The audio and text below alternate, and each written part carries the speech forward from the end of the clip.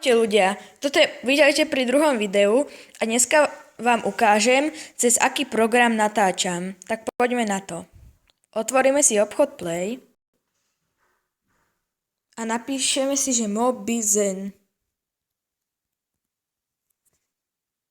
Tuto máte dva, ale ja mám Mobizen pre Samsung, lebo ja mám Samsung telefón alebo Android a keď nemáte Samsung, tak keď máte napríklad slnečko, alebo to je jedno, tak tu máte, že Mobizen Games Screen Recorder a to si stiahnete a tuto máte takéto, môžete proste natáčať cez Android a keď sa vám to stiahne, tak si to nainštalujte, otvorte si to a tuto to máte.